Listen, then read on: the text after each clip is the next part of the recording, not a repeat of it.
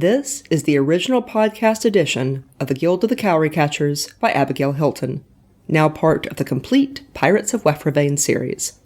The books are available as audiobooks, ebooks, and paperbacks. This podcast originally aired from 2010 to 2014. Stick around after the story for commentary from me, the author, more than a decade later.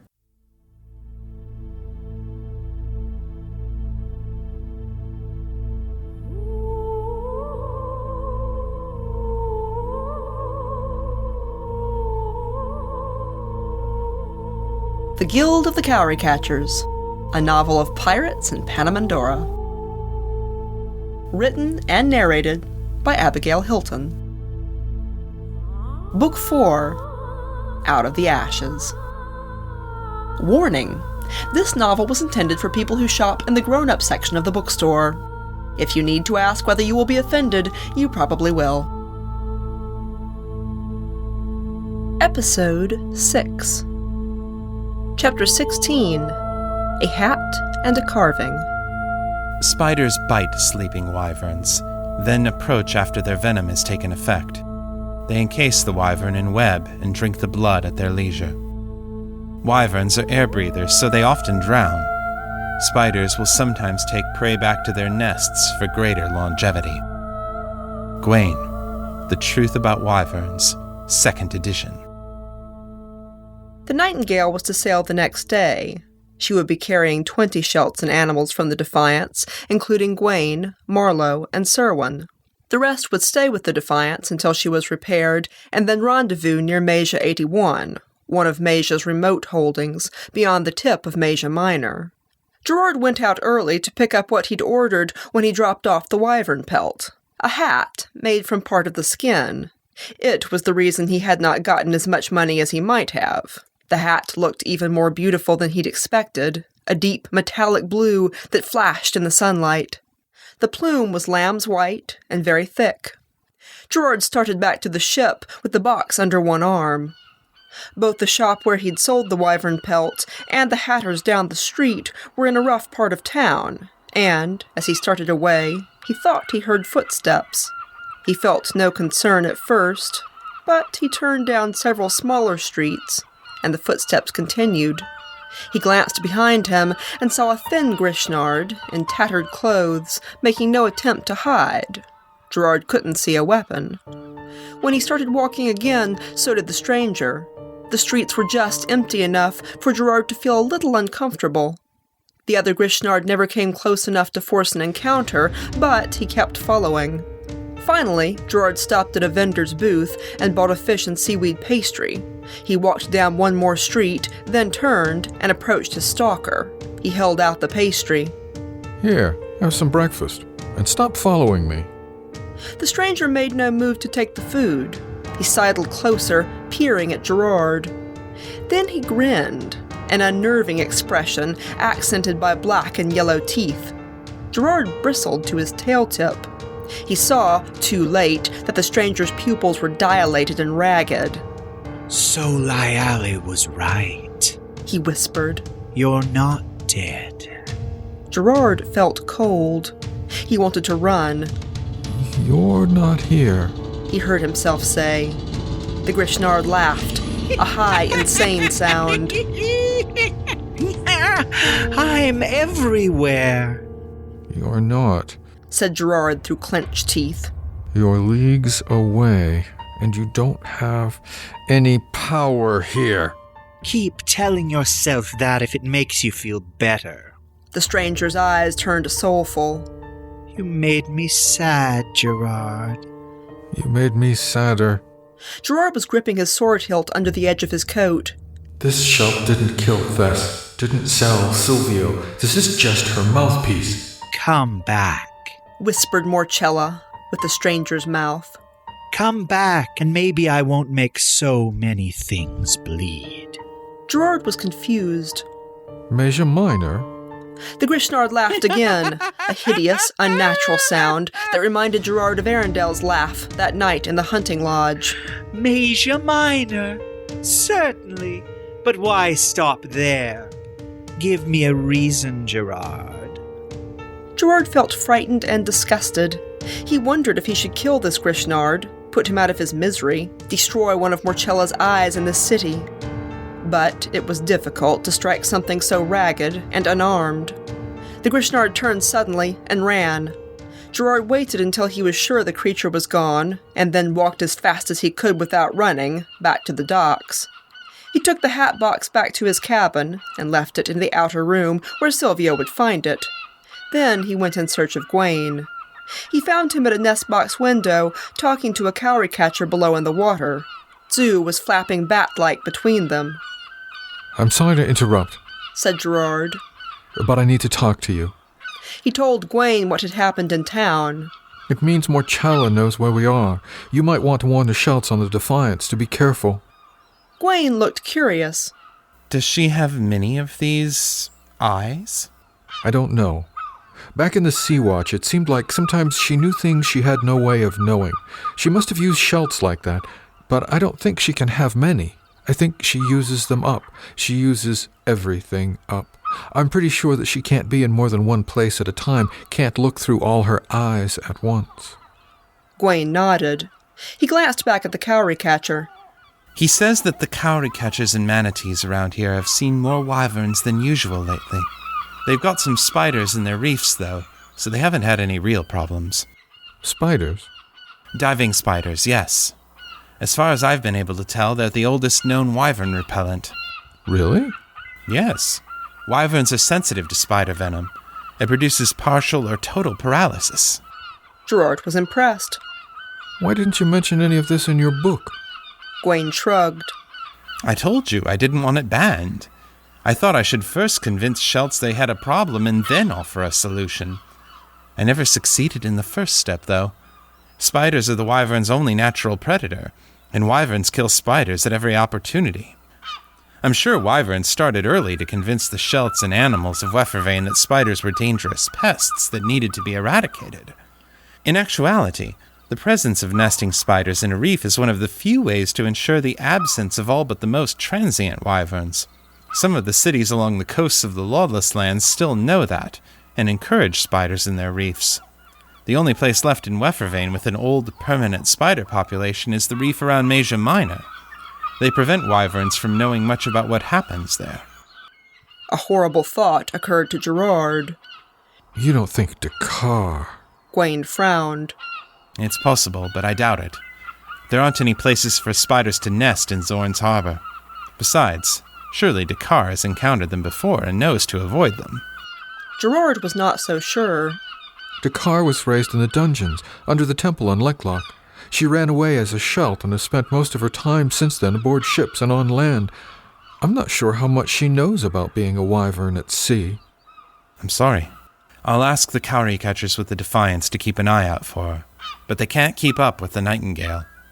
I'm not sure they'll have the courage to speak to Dakar if they see her. On his way back up the steps, Gerard encountered the Gazumel girl from the Majan expedition. She was wearing cream-colored sailcloth shirt and trousers, her glossy black hair hanging nearly to her waist. She dipped her head when she saw him. Captain Harlovar. Gerard almost laughed.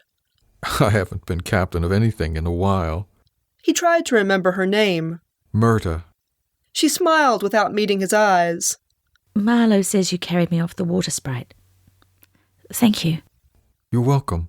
I'm glad you're feeling better. Yes. Here.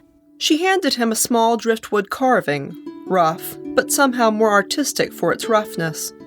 It was recognizably a harp, its curves and angles matching and complementing the curves and angles of the driftwood. At the same time, it looked, just a little, like flames. Near the bottom, there was a single, elegant Grignard character. Remembrance. Gerard didn't know what to say. He felt his eyes unexpectedly fill with tears. Do you remember the sand pilot who took you out to Masia Minor? Asked Murta. Gerard nodded. She was my sister. Gerard shut his eyes. I'm terribly sorry. I know what it's like to lose someone. Gerard nodded. Some of the Pegasus said that Thessalon sang a skydance song with them one night near Leklock. How did she know that song? Gerard shook his head. I don't know. At that moment, Gawain came up the stairs. He hesitated when he saw them, and something flashed through his eyes.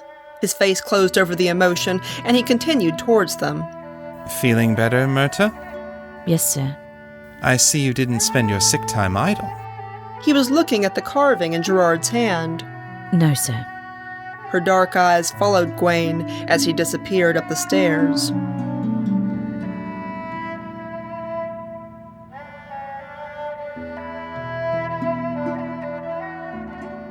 The first thing Gerard saw when he came up into the open air was Silvio, Basil, and Lou on the quarterdeck. Basil waved him over. Silvio was wearing the new hat, and it flashed like a star. The blue of the wyvern pelt caught the blue of his eyes, and the white plume brought out the gleam of his silver hair and fur. He was grinning all over. Gerard, I didn't see that coming. You're getting better at lying. I didn't lie. Oh, this is gorgeous. If I didn't think you'd die of embarrassment, I'd climb up there and kiss you. Thank you for not doing that here. Not doing what? Asked Lou. She had a bit of framed slate in her hand and some chalk, with which Silvio had apparently been writing. That's a great idea. Lou nodded. I found it in town today. They use slate on Mage all the time. There's a school on Ursuline that uses it too. Basil had plucked the hat off Silvio's head and was examining it from all angles. You'll have to kill wyverns more often, Gerard. Do they come in red? I think so. How about you kill the next one? Oh, but you're so good at it. He handed the hat back to Silvio and went to say something to his first mate, who'd come up to talk to him as the ship weighed anchor. The Hunty had a youngster trailing behind, who looked no older than 4, and would periodically reach out to grab the adult's mottled brush of a tail. When Sachel had gone, Gerard asked, Is he a she? Basil shrugged. Suppose you could say that. Hunty don't use male and female pronouns. Although they do recognize distinctions, it's easier and more accurate to say that they're all male, and that some of them just happen to have babies. Gerard watched the child skip along the deck. I see why they're good sailors. Basil nodded. The ones born at sea tend to stay there their whole lives. He started down the stairs to the lower deck. Excuse me. There's a pesky sandbar coming up. I should go act like a captain. Chapter 17. Cards and Catmint. All felids, both two-legged and four-legged, have a rough section on the back of their tongues. In wilder times, it is believed they used this feature to sand the last traces of meat from bones. These days, such behavior is frowned upon at the dinner table. Gawain, the non-Grishnards of Wefervain. Silvio wanted to talk to Lou that afternoon, and Gerard left them scribbling on the slate board while he helped sail the ship out of the harbor towards Cerne. They were tacking into the wind and trying to avoid a complex of sandbars. He was glad that neither Basil nor Sachel tried to stop him from helping. He liked the work, and it kept his mind off Dakar and the spiders. A ship's boy brought him lunch, wrapped in brown paper. Towards evening, another ship's boy came to tell him that he'd been invited to the captain's cabin for dinner. When? Anytime you're ready, I think. So he went to his cabin and changed into something cleaner. He suspected he would find Silvio already at dinner. He was right. Basil had a gorgeous stern room with thick glass windows, paintings on the walls, and a canopied bed, curtained in lush crimson and gold fabrics. Cushioned benches and cabinets had been built into the walls. Brightly colored Pegasus pelts lay everywhere, red and yellow and purple and green. They were pleasantly soft underfoot. A small dinner table had been set for 4. Ah, there you are. Basil, Lou, and Silvio were gathered around a map table by the window. They had a book open between them. Basil turned and pulled a tasseled cord that hung from the ceiling against the wall. I thought maybe they couldn't drag you away from the jib. Perhaps you should be the captain and I'll be the guest. I know how to relax. I'm good at it. Gerard was still looking around the room. If this room gets any more relaxed, it'll fall out the window.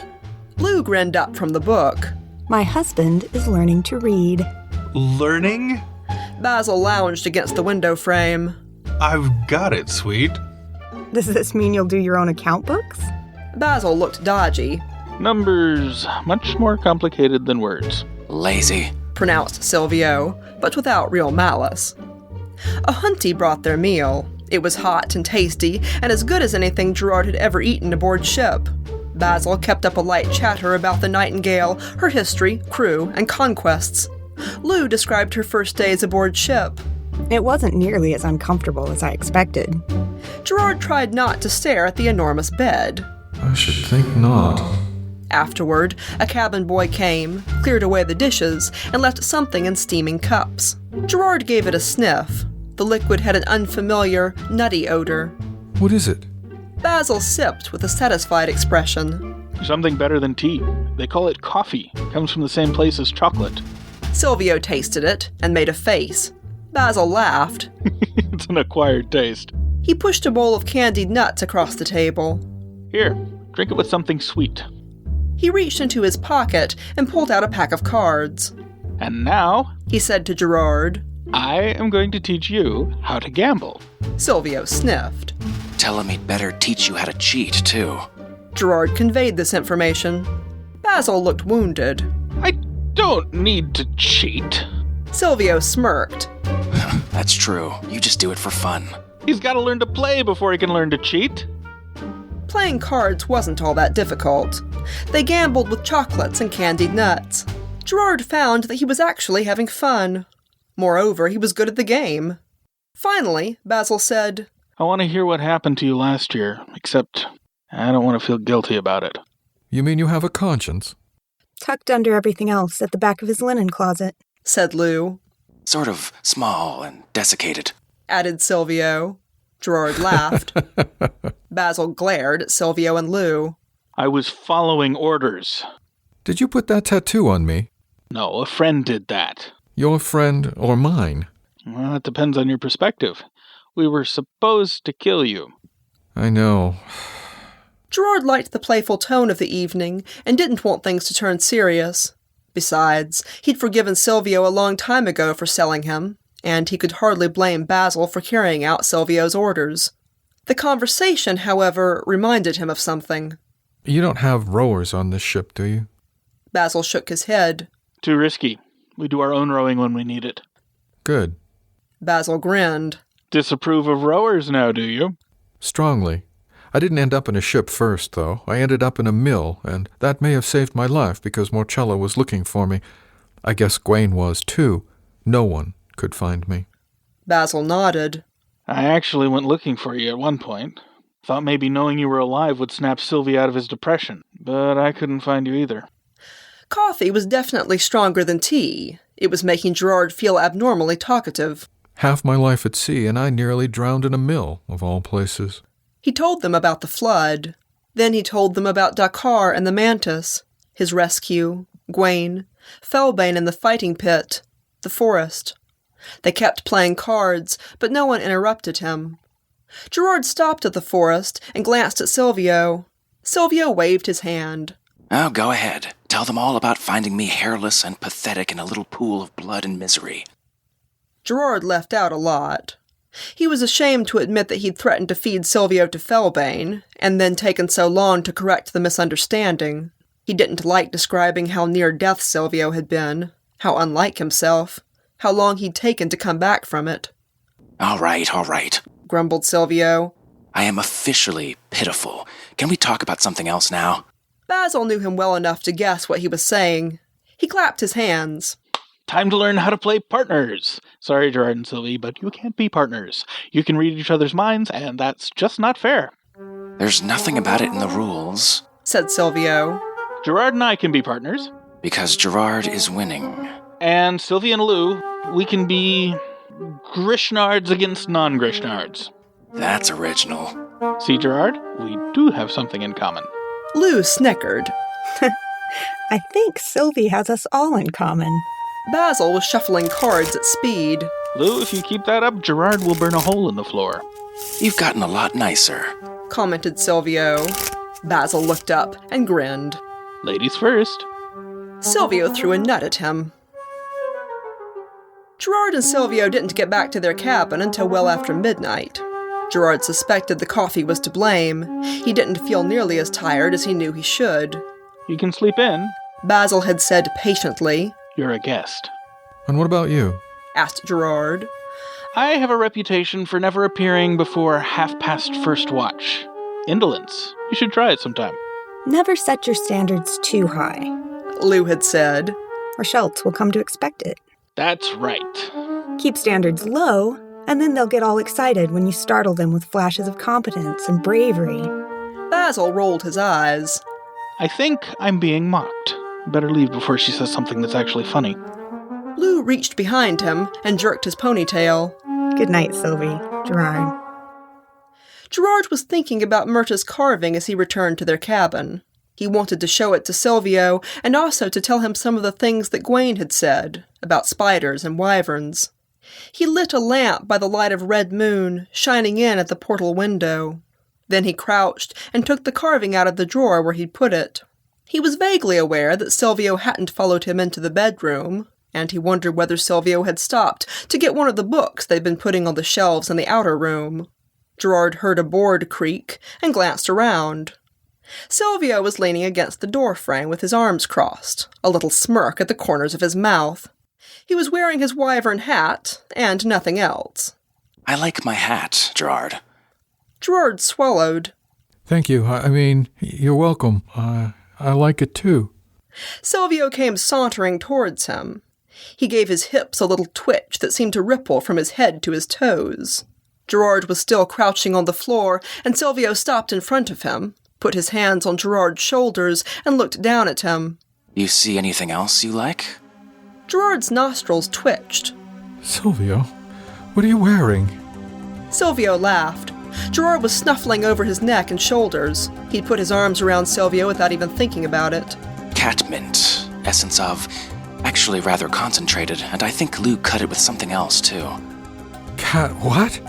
Gerard was a little breathless. He felt as though he wanted to laugh and make love and fight all at the same time, with perhaps a brief break to solve world strife and all the problems of nautical geometry. Not so tight. I can't breathe. That tickles. Hey, you should use the back of your tongue more often. It's kind of nice. What is it? Muttered Gerard. He was licking over Silvio's shoulders and chest. Silvio was laughing and squirming. Catmint. It's a mild aphrodisiac and stimulant. For felids, anyway. Mild? Well, maybe not as mild as I thought. Lou might have gotten a bit carried away. Here, this would be more fun if we got some of these clothes off you. Gerard let him work on that without being very helpful. He kept nipping Silvio's ears and growling. He took off the wyvern hat and tossed it on the dresser. There, said Silvio suddenly. You're purring, Gerard. And he was. He could actually hear himself, like a sound coming from inside his own head. He managed to hang on to it for a few breaths before he lost the thread. I'll have to wear this stuff more often. You'll kill me if you wear this stuff more often. Gerard's head was buzzing, and he really, really wanted something. He pushed Silvio down on the rug, flat on his back, and crouched over him on all fours, tail lashing. It was pure dominance posturing. He was playing, but he wouldn't have normally done it, not with Silvio's background. Silvio played along, though. He left his hands lying palms up over his head and tucked his tail coyly between his legs. His grin didn't match his posture. Did pretty kitty catch himself a little fox? Mm-hmm. Gerard settled down on top of him, growling, biting his throat as though he intended to eat him. Silvio responded by wrapping his legs around Gerard's waist, rubbing against his erection, and they were moving, and it was almost perfect, except... Gerard slipped a hand between them. He wanted... Silvio wrenched up so violently that his forehead smacked against Gerard's throat hard enough to stop his air. Gerard recoiled, gagging. Silvio gave a strangled moan, not a sound of pleasure. Gerard managed to get a breath. He opened his eyes and, through tears of pain, saw that Silvio had curled into a ball. He was rocking back and forth, breathing through clenched teeth. The buzzing in Gerard's head subsided a little. All sense of arousal faded. His voice came out hoarse. Silvio. Silvio raised his face, desperately sad. Gerard, I'm sorry. I didn't mean to. Gerard crawled over to him. You panicked. I shouldn't have pinned you down. I don't know what I was thinking. Silvio shook his head. That wasn't it. You can't do the same things to me that I do to you. You just can't. Gerard felt wretched. Can I pick you up? Silvio sniffled. He nodded. Gerard scooped him up, stood, and climbed onto the bed. That smell. Gerard ignored it, forced his breathing even. Silvio shifted against him, laughed a little shakily. Let's try this again. Gerard wanted to say, let's talk about what just happened.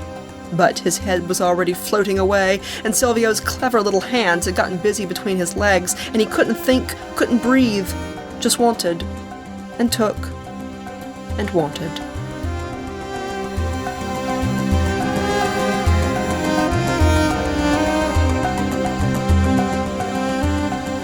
Chapter 18.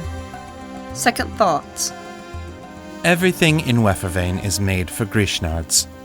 Drugs like catmint, which affect only felids, have been studied in great detail. Drugs that might have beneficial or deleterious effects in other species are largely unknown or uncatalogued. Gwaine, the Narden Grishnards of Wefervain. Gerard woke gradually the next morning. He noticed the square of sunlight on his pillow before he quite realized he was awake. He smelled brine and the distant odor of cooking food. He heard the cry of seabirds and the creak of rigging and unintelligible voices calling to each other. Out of the corner of his eye, he could see a bit of fluffy white fur. Gerard turned his head. Silvio was lying on his belly, reading, his head propped on his elbows. Gerard watched the play of light across his pale skin and glossy hair. Silvio hadn't washed his coal off last night, and it had smeared a little. He looked up and smiled. You managed to sleep in. Gerard smiled crookedly. What are you reading? One of Gwaine's books. Someone from the sun-kissed isles describing Wefervain about 200 years ago. It's interesting. Gerard told Silvio what Gwaine had said about the spiders. Yeah, actually there's some of that in here. There's also something about a relationship between cowry catchers and spiders, but the author takes for granted that everyone knows what he's talking about. I guess back then, everyone did. Gerard reached out and ran a thumb down Silvio's spine. Silvio put down the book immediately and inched over against him. Did you have fun last night? Which part? All of it? Mostly. Silvio, about what happened when we were on the floor. Forget about that. I can't. Gerard, I teased you and then drugged you. If you got carried away, it was my fault. But I didn't exactly get carried away. I was just a little braver, a little more aggressive. Silvio cut into his thoughts. In the brothel, they liked us to wear cheap scent, and of course, we had to wear enough for a Grishnard to smell, which was overwhelming to a foxling. Gave me terrible headaches. Most perfumes do, but that stuff of Lou's just smells like mint to me. I think I used too much. I wasn't sure you'd be able to smell it. Lou. Gerard scowled. No wonder Basil married her. Silvio laughed out loud. They were both on their elbows now, and Silvio was leaning against him. Gerard caught a faint, lingering odor of mint and spice. Silvio flipped over suddenly, inched under Gerard, and ran one paw down the back of Gerard's thigh. Didn't manage to lick it all off me, did you? Guess not, muttered Gerard. Silvio leaned up and kissed him, and Gerard kissed back. Silvio started working his way over Gerard's chest and belly. You'd think after last night you'd be all worn out. You Grishnards are such inefficient breeders. Gerard laughed. Would you like me to be more efficient? Oh no, you're marvelously inefficient. Turn over if you want me to do this right. Instead, Gerard reached down and pulled Silvio back up to eye level. Silvio, why do you like sex? Silvio gave him a coy smirk. Why do you? He curled his tail up between Gerard's legs and gave it a hard wag. Gerard jumped. All right, you've got power. You can reduce me to a whimpering ball of pleasure and need. Is that why you like it? Gerard settled his weight down a little so that Silvio couldn't move against him. Silvio looked a little hurt. I like making you happy, Gerard. I like giving pleasure to someone I love, doing something I'm good at. His eyes slid away from Gerard's. Maybe I like having power, too. Is that bad? Gerard lowered his head and kissed Silvio on the side of the neck. No, I mean, I think it's kind of inevitable, but... You're the one pinning me to the bed. You could break my neck with one hand, Gerard. Gerard raised his head and stared at Silvio. My point is, you've got power. You don't have to create it. You just have it, without trying, without thinking. I don't. Gerard felt bad. He rolled off Silvio, scooted up against the wall, and pulled him into his arms. Silvio curled against his chest. Why do you have to analyze everything? Why can't you just enjoy it? If you're getting bored, I know more tricks. Silvio, I am not bored. How could you even suggest that after last night? Then why?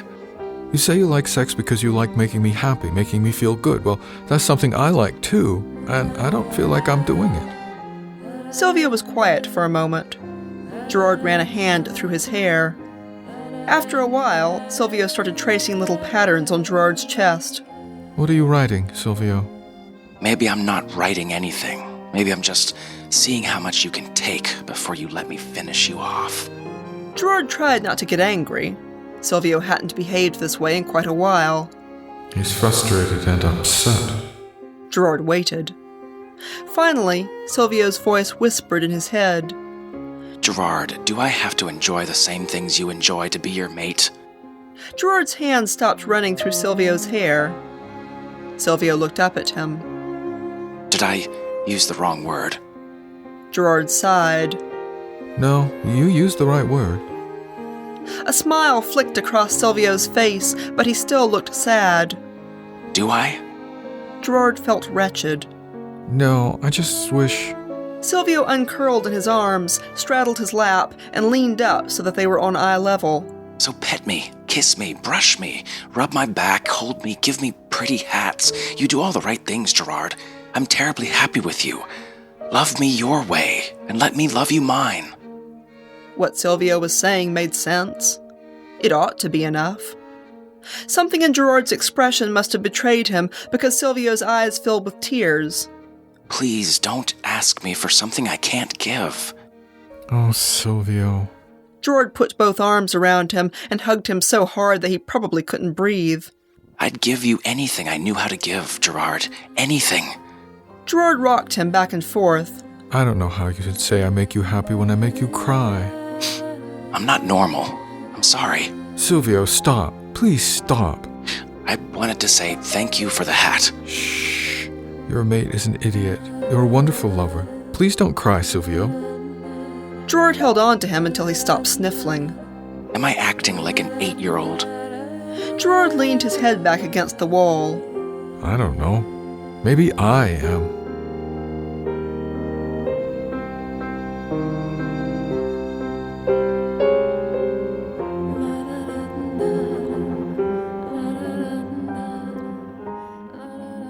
So, you, sleep all right last night?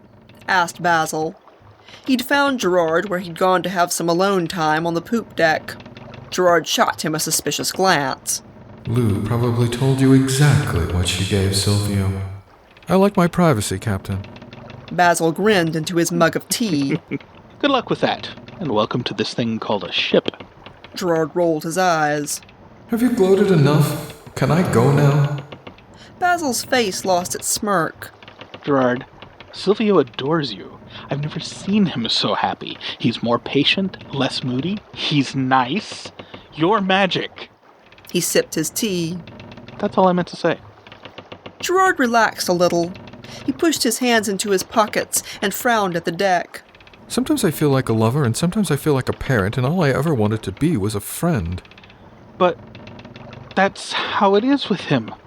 Basil's voice was almost pleading. Look, I don't know what you're doing. With Sylvie, it could be quite a lot or practically nothing. I just hope you'll keep doing it. I'm not about to go anywhere, Basil. Good. It'll kill him if you do. Gerard traced a small imperfection in the planking with the toe of his boot. Just feels kind of one-sided sometimes. I can't believe I'm talking to you about this. Basil did not look surprised. Yeah, that's Sylvie too. I don't know what to tell you, except that if you try to make him enjoy what you enjoy, you'll make him miserable. He thought for a moment. You could talk to Lou, maybe. She might have some ideas. Gerard frowned. Or some substances. Cat mint. Is that what she gave you instead of alcohol? Not exactly. I mean, it doesn't have much effect if you use it very often. The corners of his eyes crinkled. But if you've never been exposed to it... Gerard felt himself going red. There was something else he wanted to say, but he didn't quite know how. Basil, when we were in the Sea Watch, I wasn't... I mean, you really didn't think... I loved my wife. Basil smiled. He crossed his arms and looked out across his ship. Gerard, it is somewhat touching that you even care what I think or thought. Gerard squirmed. Of course I knew you were devoted to Thessalon. Silvio knew it too. He loved her too. He respected that relationship. But with her gone, if it makes you feel any better, it's almost impossible to get that close to Sylvie and not end up in bed with him. I think he trusts you in ways that he's never trusted anyone. He told me you make the nightmares go away. That's huge, Gerard. Sometimes I think those nightmares are too convenient. But he didn't say it. Thank you, Basil. Thank you for dinner yesterday and the games. You've been very kind. Gods, I don't think anyone's ever called me kind before. Don't get too used to it. You're too much fun to harass. Gerard did go to see Lou later that afternoon. She was in her workshop, humming while she crushed something with a mortar and pestle. She got a big grin on her face when she saw him. Have fun last night, Gerard? You He shook a finger at her. are a troublemaker. Lou's big green eyes contrived to look innocent. Her facial stripes reminded Gerard a little of Silvio's coal. I thought you liked the coffee, and you seem to be pretty good at cards. I would appreciate a warning about drugs that are to be used on me. I'm not talking about the coffee. Lou spread her hands. Client confidentiality. Gerard just scowled. Lou relented. All right, so I should have given Sylvie better instructions. Catmint is used in brothels, of course. It's a component in a lot of their perfumes, but the kinds of shelts who patronize those places have been around it until they just don't respond anymore. Everyone's different. It doesn't affect some shelts at all. Sylvie said you kind of overreacted. He just didn't know. Gerard made a face. He felt as though his private life was on display, and he did not like it. Lou seemed to read his thoughts. Gerard, I really do try to keep client confidentiality. You should hear what some of the sailors come in here and ask me about. I tell Basil some things, but he's my friend, my mate. It doesn't go all over the ship, I promise. Gerard relaxed a little. He cleared his throat. And now I'm going to sound like a hypocrite. Is there anything like that for canids? He was extremely grateful that she didn't laugh. Lou put down her mortar, hopped up, and sat on her counter. Points to you for asking, but the answer is no. There are many smells canids find pleasant, but nothing that I know of that will make them want to tear your clothes off. Gerard nodded. Lou patted his arm. But I think you're sweet for asking. She was watching him intently. Something wrong? Apart from me knowing more than you'd like about your private life? Gerard took a deep breath. Do you really think I'm good for him? Do you think he's good for me? Lou's face turned completely serious. She gestured to a chair in the corner. Bring that over here and sit down. He did. Lou swung her legs, twitched her striped tail, and thought for a moment. I could tell you all kinds of things about Silvio. How he's had a hard time trusting anyone, how he can't quite get past his past, how being smart doesn't always help him much, how he's spent most of his life a really unhappy person. I could tell you how he's helped some shelts like me and covered his tracks so well that hardly anyone ever knew.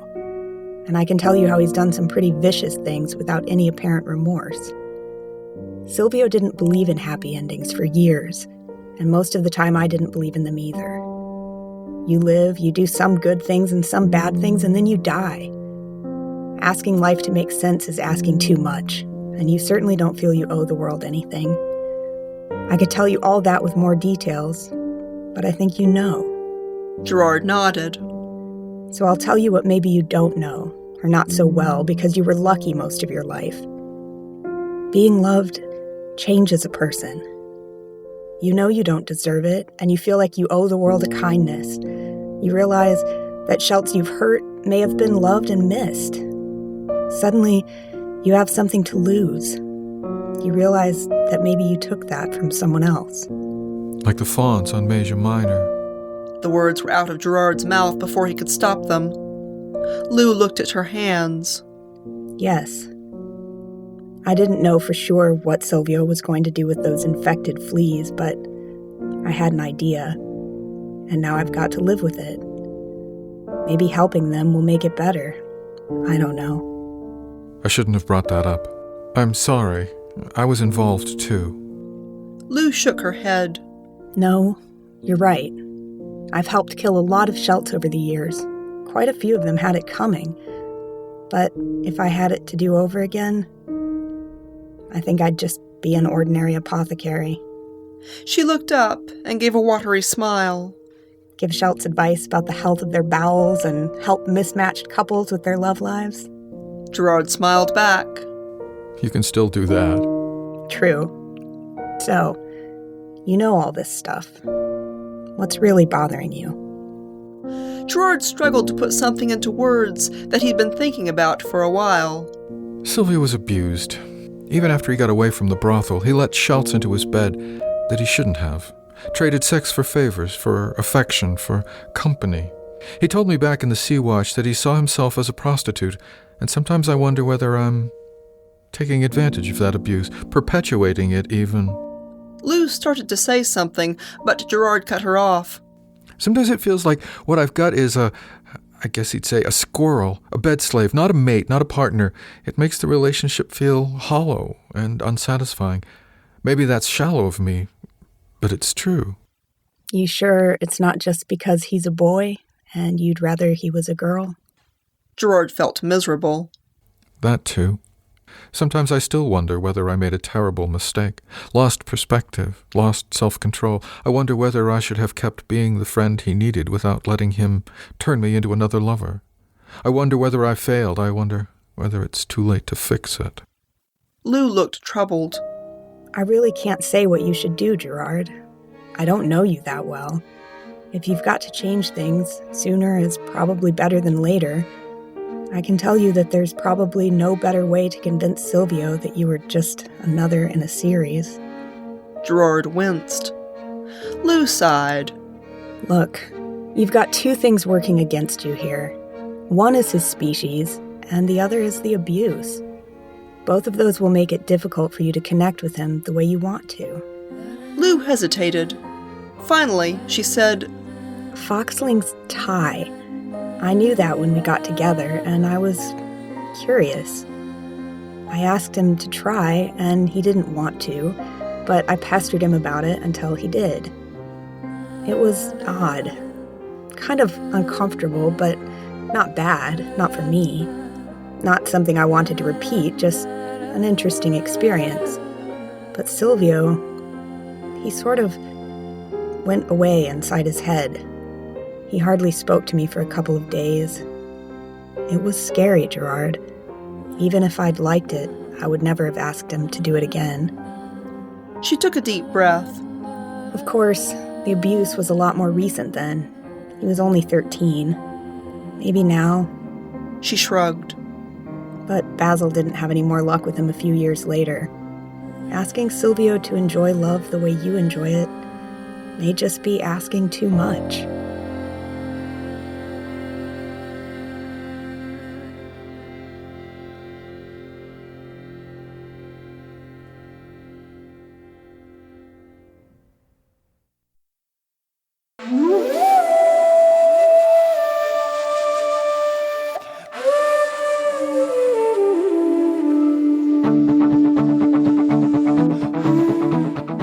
You have been listening to The Guild of the Cowry Catchers by Abigail Hilton. Copyright Abigail Hilton.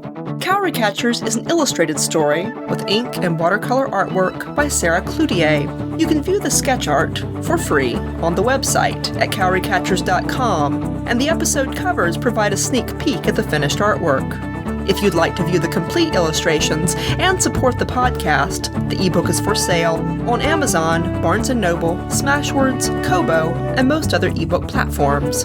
As of this recording, it costs $5. A big thank you in advance to those who purchase the book or review it.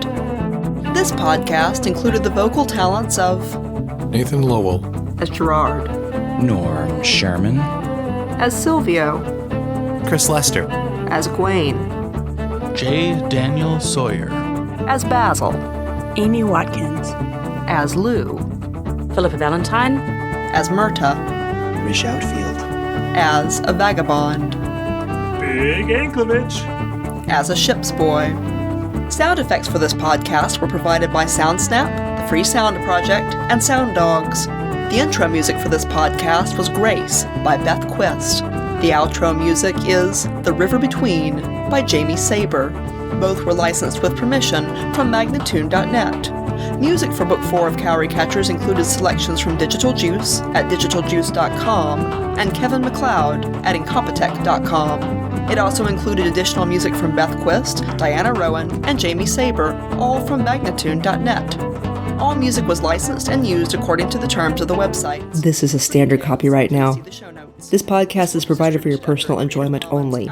You can download and archive the episodes for your personal use. You may not re-upload, mirror, or publicly redistribute the audio files, nor can you alter, remix, or create derivative works.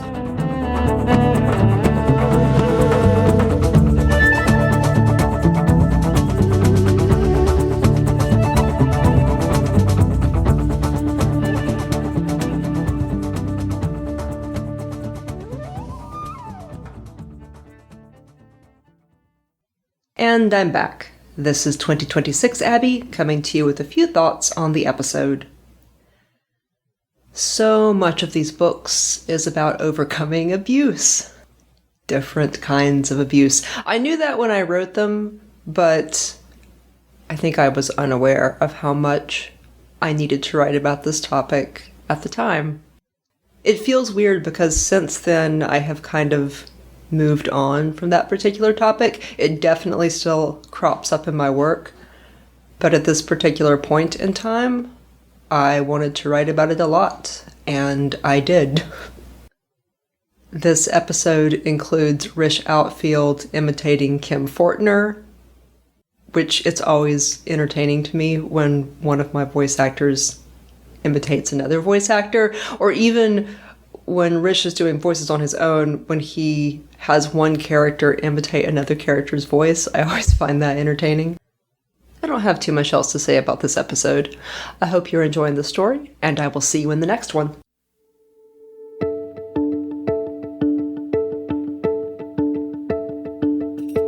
This is Abigail Hilton, and you have been listening to the Pirates of Wefravain saga.